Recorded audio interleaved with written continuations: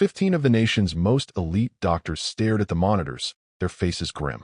The man in the hospital bed, Warden Michael Thompson, was a titan who commanded the country's most notorious federal prison, but his life was now slipping away from a foe they couldn't name. His body was shutting down, piece by piece, and the greatest minds in medicine were utterly baffled.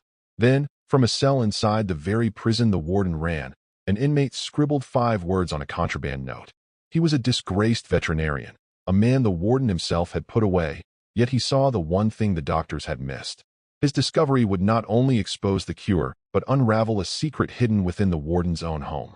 Stay with me until the end, because the truth of how this prisoner saved the warden will leave you speechless. Before we begin, do me a quick favor and hit that like button, subscribe, and comment where you're watching from.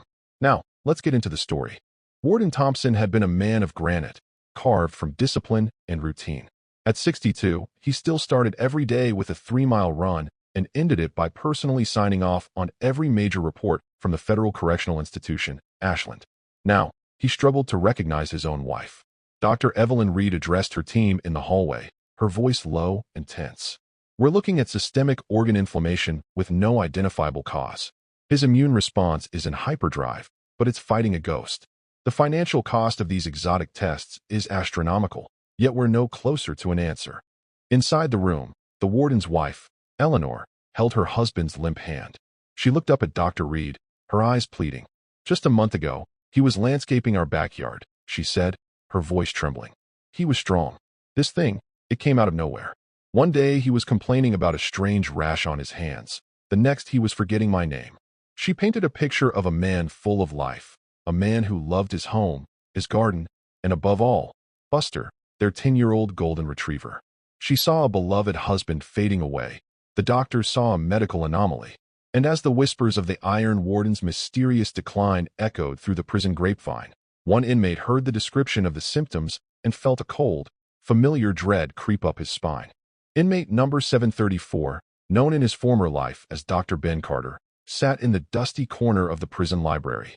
Before a bad investment and a subsequent conviction for financial fraud had stripped him of his title and freedom, he'd been one of the most respected veterinarians in the state, known for his almost supernatural diagnostic skills with animals.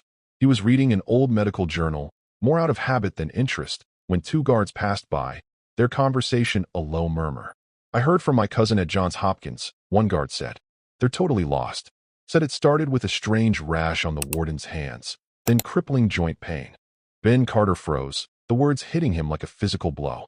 Rash, joint pain, neurological decline. It wasn't just a vague description. It was a specific, terrifying sequence he knew all too well. He closed his eyes, and a memory from 7 years prior flooded his mind. A prize show dog, a borzoi, suffering from the exact same mysterious symptoms. Its wealthy owners had flown in specialists who had all given up, but Ben had seen something they'd missed. A life was a life, whether it had 2 legs or 4. He looked at the steel bars on the window. The irony was suffocating. The man who held the keys to his cage was dying, and Ben, the disgraced animal doctor, was the only one who might hold the key to his survival.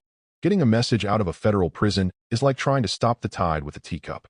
Ben knew he couldn't just write a letter. It would be dismissed as the ramblings of a desperate inmate. He needed a credible channel. His only option was Dr. Evans, the prison's overworked and deeply cynical medical director. Ben put in a sick call request, citing a recurring migraine, a legitimate complaint that would at least get him in the door. The infirmary was a small, bleak space that smelled of antiseptic and despair. Dr. Evans didn't even look up from his paperwork when Ben sat down. What is it this time, Carter? Evans asked, his tone flat. Headache again? Ben took a deep breath. It's not about me, doctor. It's about Warden Thompson. Evans finally looked up, his eyes narrowing with irritation. Don't tell me you've got a miracle cure you learned in a dream. Ben met his gaze, his voice steady and professional. No, sir. But I heard the specific symptom progression. The rash on the hands, the severe joint pain, followed by the cognitive decline. It's a classic presentation for a specific type of zoonotic disease. One that mimics human autoimmune disorders almost perfectly. The word zoonotic hung in the air. It wasn't inmate slang, it was a clinical term. Dr. Evans leaned back, a flicker of genuine curiosity breaking through his cynicism. He's at Johns Hopkins, Carter. You think you know something they don't? Dr. Evans stared at Ben, the silence in the small infirmary stretching thin. He was a man who trusted lab results and peer-reviewed studies, not the gut feelings of a felon. Yet, Carter wasn't ranting. He was calm, clinical. The top immunologists in the world are working on him, Carter. They've run every panel imaginable. The financial cost alone is staggering. Ben leaned forward, his voice dropping to an urgent, confidential tone. That's just it, doctor. They're looking for a human disease. What I'm describing is technically a canine condition called dermatomyositis. In certain breeds, particularly golden retrievers, it presents with that exact trinity of symptoms. It's an autoimmune storm, but it's often triggered by a specific tick-borne protozoa that vanishes from the bloodstream quickly, leaving no trace. The parasite is long gone, but the immune system is left fighting a war against a ghost, attacking the skin, the joints, and finally, the brain. He let that sink in. The doctors are looking for an active infection. They're not looking for the footprint of a canine parasite. They wouldn't even know what panel to order. Dr. Evans felt a cold knot form in his stomach. The theory was absurdly specific. It was a long shot from an impossible source. Making this call could get him fired, ridiculed. But the image of the warden, wasting away while his doctors chased phantoms, flashed in his mind.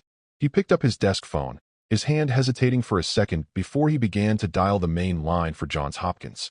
Dr. Evelyn Reed was reviewing the warden's latest brain scans. The image is a frustratingly normal map of a mind that was fading. Her desk phone buzzed, an unwelcome interruption. Her assistant's voice came through the intercom, hesitant. Doctor, there's a Dr. Evans on the line from the Ashland Federal Penitentiary. He says it's an urgent consultation regarding Warden Thompson. Reed almost laughed. A prison doctor? What could he possibly offer? She picked up the receiver, her voice clipped and impatient. This is Dr. Reed. Dr. Evans's voice was tight with nerves, but he pushed forward. Doctor, I apologize for the intrusion. I was consulted on the warden's case, on his symptom progression. Reed's patience wore thin. Doctor, we have the best team in the country here. We have explored every avenue. Evans persisted, his voice gaining a desperate conviction. But have you explored zoonotic avenues? Specifically, canine autoimmune mimics. Reed scoffed. We are not treating a dog, Dr. Evans. I know, he replied. But the theory is that the trigger has vanished, a specific tick-borne protozoa, common in retrievers. But the autoimmune cascade it started is what you're seeing now. You're searching for the bullet, but all that's left is the damage it caused. Dr. Reed was about to hang up when a memory surfaced. Eleanor's tearful words. A strange rash on his hands. He loves that dog, Buster, more than anything. The absurd, impossible theory suddenly had a face. A furry, four-legged face. Dr. Reed hung up the phone, the clinical silence of her office suddenly buzzing with an impossible idea. A current of professional electricity shot through her, a feeling she hadn't had in years, the thrill of a true medical mystery. A canine parasite. It was absurd. It was also the only theory that fit every single confounding piece of data. She walked briskly back to the warden's room, her mind racing. The beeping of the heart monitor seemed to tick like a clock she could finally race against. She found Eleanor gently stroking her husband's hair. Eleanor, Dr. Reed began, her voice softer than usual. I need to ask you a strange question. It's about your dog, Buster. Eleanor looked up, her eyes clouded with confusion. Buster? Yes. Has he been to the vet recently? For anything at all? Reed asked, holding her breath. Eleanor thought for a moment, sifting through the memories of a life that now seemed a lifetime ago. Well, yes, she said slowly. About 2 months back. He had a tick on his ear after we went hiking. The vet was worried, ran some tests. He said we caught a nasty little parasite early and gave Buster a strong round of antibiotics. The financial cost of that visit was shocking, but he was fine in a week. Dr. Reed felt her own heart skip a beat. The timeline was perfect. The trigger wasn't in the warden. It was in the dog. Dr. Reed called an emergency conference, the same room where they had admitted defeat just hours earlier. This time, her energy was different. It wasn't the weary posture of a doctor out of options. It was the coiled intensity of a gambler about to bet the house. I'm changing the treatment protocol, she announced, her voice cutting through the tired silence. We've been treating this as an active disease. We were wrong. We're dealing with the aftermath of an invasion that's already over. A skeptical neurologist, Dr. Marcus Thorne, folded his arms. On what basis, Evelyn? Another inconclusive scan. On the basis of a vet bill, she said, letting the words land like stones. She recounted her conversation with Eleanor, the story of Buster, the tick, the parasite, and the perfect, damning timeline. A murmur of disbelief went through the room. You're suggesting a link between a dog's illness and a human's systemic failure? Thorne scoffed.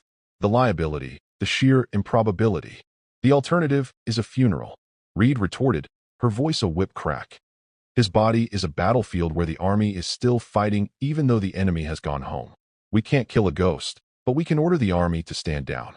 She turned to the head nurse. We're stopping all experimental antibiotics. Preparing for drip. We're starting him on an aggressive course of immunosuppressants. We are going to shut his immune system down and pray we can reboot it. The room was silent, the audacity of the plan hanging in the air. It was a wild, desperate gamble, based on the word of a prison doctor and the medical history of a golden retriever. The next 24 hours were the longest of Dr. Reed's professional life. She refused to leave the hospital, camping out in the small consultation room next to the ICU. The other specialists hovered, their skepticism a thick cloud in the hallway, ready to condemn her reckless decision. The liability alone was career-ending if she was wrong. Eleanor sat in the chair beside her husband's bed, a silent, prayerful statue, her entire world hanging on the steady, monotonous beep of the heart monitor. For 18 agonizing hours, nothing changed. The warden's vitals remained dangerously fragile. Dr. Reed's hope began to fray, the weight of her gamble pressing down on her. Then, at 3:17 a.m., a nurse doing the hourly check called out softly, "Doctor, look at this." Dr. Reed rushed to the bedside. The warden's fever, a stubborn fire they hadn't been able to extinguish for weeks, had dropped by a single, miraculous degree. A few minutes later, the monitor tracking his inflammatory markers beeped. The sharp upward trend had not only stopped, but it was slowly, painstakingly, beginning to reverse. Then, as Eleanor whispered his name, her voice thick with exhaustion and love, the warden's fingers twitched in her hand. It wasn't a spasm. It was a response. A faint, almost imperceptible squeeze. Tears streamed down Eleanor's face as Dr. Reed felt a wave of profound relief wash over her. The army was standing down. The cure, born from a dog's vet bill and a prisoner's insight, was working. 3 months later, Warden Michael Thompson walked back into the Ashland Federal Penitentiary, not as its commander, but as a visitor. He was leaner, humbled by his brush with death, but his eyes held a new clarity. He didn't go to his old office. Instead, he went to a small, private visitation room where inmate number 734, Ben Carter, was waiting. There were no guards between them. For the first time, they were not warden and prisoner. They were just two men. "They told me everything," Thompson began, his voice raspy with emotion. "The doctors, my wife, all of it." "How did you know?" Ben looked at the man whose life he had saved. "Before I was a number, I was a doctor. My job was to see the whole picture, not just the patient. The best doctors in the world saw a medical puzzle. I just saw a man who loved his dog." A tear traced a path down the warden's cheek. He reached across the table, his hand steady, and offered it to Ben. "You saved my life," he said. "I can't undo your sentence today, but I will make it my life's mission to see that the parole board understands who you are." Ben shook his hand, a firm, dignified grip that bridged the gap between their two worlds. The story of the warden's miracle cure would be written up in medical journals, a footnote in the history of diagnostic medicine. But the real story would remain in that room. A story of how a man society had written off used his forgotten knowledge to save the life of his captor, proving that true redemption isn't about freedom, but about the choice to heal, even when you're the one in chains.